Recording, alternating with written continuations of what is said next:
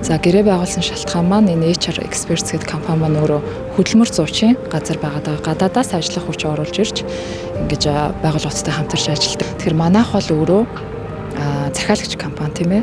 Энэ HR Expert маань өөрөө зуучлагч компани учраас бид энэ компанитай бол энэ компаниасаа хариуцлага нэхэх нь бол зүй ёсны асуудал. Тэгэхээр манай талаас бол ямар ч ийм одоо хурамчаар бичгээр бүрдүүлсэн виз бүрдүүлсэн ч юм уу те хууль бус үйлдэл хийсэн юм зүйл бол огт байхгүй. Манай зуучлагч компани хариуцлагагүй үйлдэлс болоод бид ч гэсэн бас давхар хохирол амсаад ингэж явж байгаа л юм асуудал байгаад байгаа. Тий.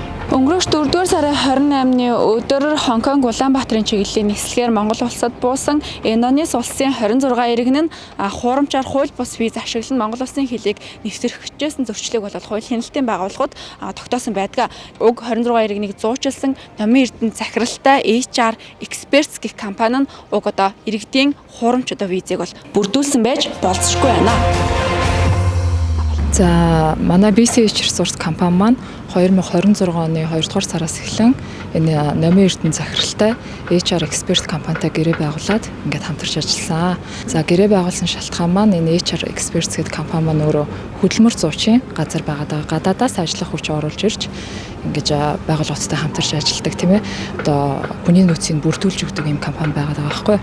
Тэгээ манайх үйл ажиллагааны хүрээнд одоо хүнд машин механизмын операторууд шаардлагатай болоод ингээ 26 ажилтан болоо одоо захиалга өгсөн 26 ажилт авъя гэсэн захиалга өгөөд ингээд Индонез улсаас 26 хүнд машин механизмын операторууд одоо ирэхээр болоод хамтарч ажиллах гэрээний дагуу энэ процессуудаа бол HR Expert компани маань тухай бүртэн тайлбарлаад одоо ингээд мэдээлэлд те тайлангаа өгөөд явчихсан. За тэгээд 26 одоо хүнд машин механизмын операторуудын маань одоо бүх хөдөлмөр эрхлэх зөвшөөрөл, визний асуудал ингээд бэлэн болсон, жигдэрсэн.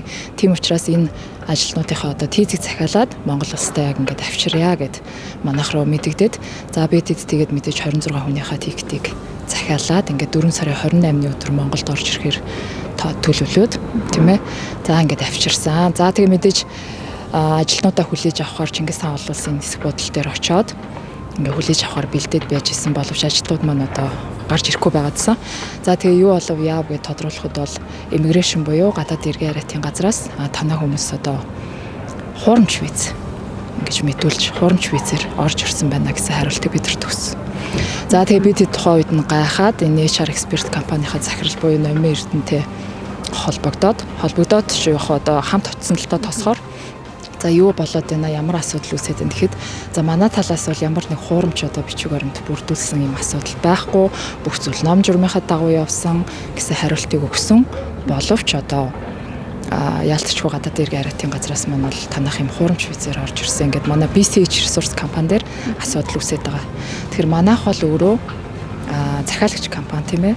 Энэ HR Expert маань өөрөө зуучлагч компани учраас бид энэ компанитай бол энэ компаниасаа хариуцлага нэхэх нь бол зүй ёсны асуудал гэж ойлгоод байна.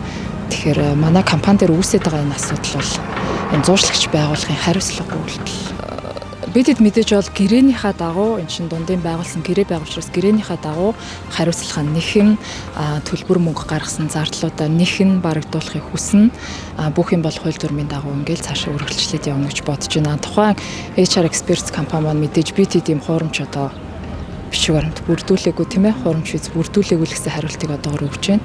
Гэхдээ нэг бол холбогдох газрууд нь шалгаад ингээд ямар ч сан манай компанид бол хохирлгүйгээр шийдэгдэх байхаа гэж бол бодож байна. 26 иргэд маань одоо ерөнхийдөө бол буцаар одоо нутаг буцаар тийм ээ шийдвэр гарцсан байгаа юм байна. За тэгээд энэ хүмүүсийнхаа мэдээж одоо тийзний асуудлыг манай компани зүгээс бол зохицуулж өгөөд тийм ингээд нутаг буцаана. Дараагийн хариуцлагын асуудал бол энэ HR Experts компанитайгаа яриад ингээд хуулийн дагуу шийдвэрлэнэ л гэсэн бодолтой байна да. Одоо манай BCH Resource компани маань захиалагч компани байгаад байгаа. Уг нь бол тэгэхээр одоо манай компаниг одоо хуурамч виз бүрдүүлсэн, хуурамчаар ингэж одоо ажиллах хүч оруулахыг завдсан гэсэн ийм зүйл яриа гараад байна л да. Одоо гадаад иргэн яриатын газрын сайт дээр ч гэсэн ийм мэдээлэл нийтлэгдсэн байна лээ.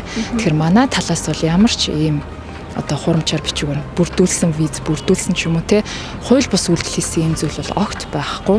Манай зуучлагч компани хариуцлагагүй үйлдэлээс болоод бид ч гэсэн бас давхар хохирол амсаад ингэж явж байгаа л юм асуудал байгаад байгаа. Тий.